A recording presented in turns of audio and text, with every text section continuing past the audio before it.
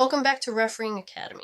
Today we will talk about Law 4, the player's equipment. Now on the surface, this sounds like one of the simplest laws in football. Boots, socks, shin guards, shirt, job done. But actually, Law 4 is one of those laws that quietly tells you a lot about what football is trying to be. Because before the game can be fair, before it can be skillful, before it can even start properly, it has to be safe, it has to be clear, and it has to look like a proper match. And that is what Law 4 is really doing. It is football saying you cannot just turn up however you like. You have to be equipped in a way that protects yourself, protects others, and keeps the match organized. Let's start with the basics. The compulsory equipment is wonderfully simple. A shirt with sleeves, shorts, socks, shin guards, and footwear. That list is so short that it almost feels obvious, but that is part of the beauty of the laws. They are often at their best when they are simple. And yet every referee knows that the simple things are rarely as simple in real life as they sound on paper. Someone forgets their socks. Someone has cut their shin guards down to the size of a biscuit. Someone wants to play in something basically the same color.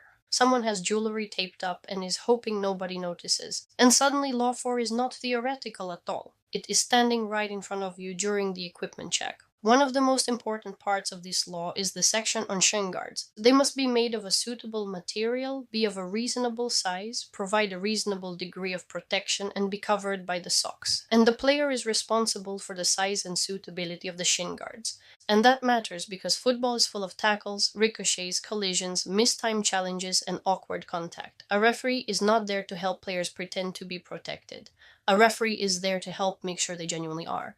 Then we get to colors. Teams must wear colors that distinguish them from each other and from the match officials. Goalkeepers must also wear colors that distinguish them from the other players and the officials. And there is even a touch of particularity in the law. If both goalkeepers arrive in the same color and neither has another shirt, the match can still go ahead. That is such a classic referee law. Firm but sensible. Because football does not always happen in perfect conditions, especially at grassroots level. Sometimes one keeper has forgotten their spare top. Sometimes both teams have made poor color choices. Sometimes you are standing there 5 minutes before kickoff trying to work out whether fluorescent orange and slightly different fluorescent orange count as different enough to avoid chaos. Law 4 tries to protect clarity without being ridiculous, and clarity matters more than people think. A football match moves quickly. Players make split-second decisions, assistants judge offside infractions, referees scan bodies, challenges, arms, runs, fouls, reactions. So when colors clash, the whole game gets harder to read. Law 4 helps football stay visually organized. Then there is one of those brilliantly specific sections that only football could produce: undershirts and undershorts. If players wear undershirts, they have to be a single color matching the main color of the sleeve, or exactly match the sleeve pattern and colors. If they wear undershorts or tights, those have to match the main color of the shorts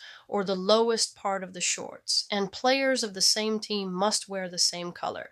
This is one of those rules that sounds picky until you see why it exists. Football is a visual game. Officials need to see handball clearly, need to see holding clearly, need to see where a sleeve ends and where an arm begins, need to avoid confusion and unnecessary distraction. So even this little clothing detail is really about consistency, fairness, and visibility. Now we come to the part of Law 4 that feels very modern: other equipment. The law allows non-dangerous protective equipment such as soft, lightweight, padded headgear, face masks, knee protectors, and arm protectors. Goalkeepers' caps are allowed, sports spectacles are allowed, goalkeepers may also wear tracksuit bottoms. I think this is where Law 4 becomes quietly human, because it shows that football is not trying to exclude people for the sake of appearance. It is trying to let them play safely. A player coming back from injury, a player needing eye protection, a goalkeeper dealing with sun or cold, a player wearing protective headgear. The law is not hostile to these things, it just asks one question: is it safe? That is a very referee-friendly way to think. Law 4 also deals specifically with head covers, and the requirements are careful and sensible. They must be black or the same main color as the shirt, the same team must wear the same color, they must look professional,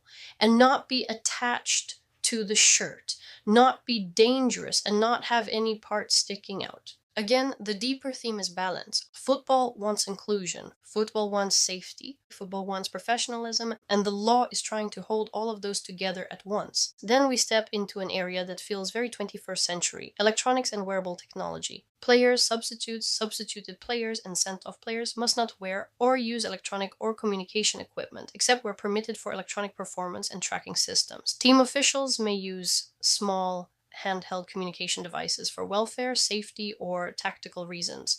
But if a team official uses unauthorized equipment or behaves improperly with it, they can be sent off.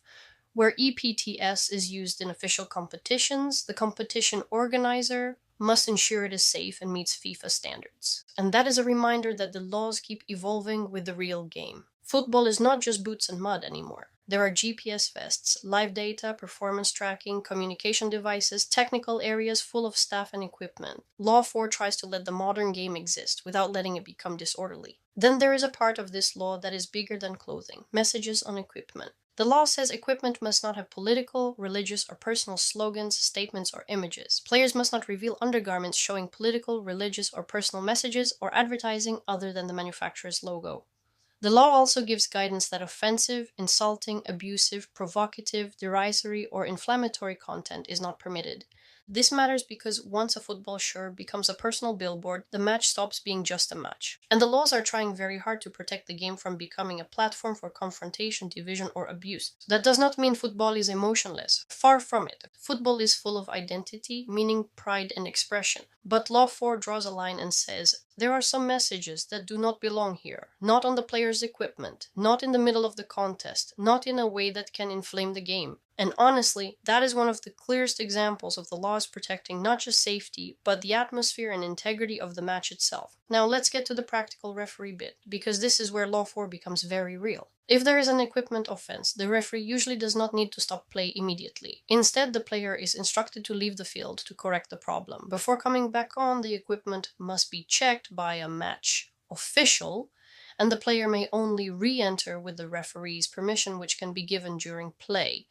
If the player comes back on without permission, the player is cautioned. And if play is stopped only to issue that caution, the restart is an indirect free kick from where the ball was when play was stopped, unless there was interference, in which case the restart changes to a direct free kick. That is such a good example of how refereeing works. You are not trying to create drama. You are trying to restore order. A sock is wrong. A boot is damaged. They still wear a piece of jewelry. A player has lost a shinguard. An item is unsafe. You deal with it calmly. You send them out. You get it corrected. You check it. You bring them back properly. Simple. Professional. Controlled. Law 4 is about making sure the people on the field are dressed and equipped in a way that is safe, fair, consistent, and appropriate for football. It really is a law about safety, clarity, discipline, and respect for the game. And that is Law 4.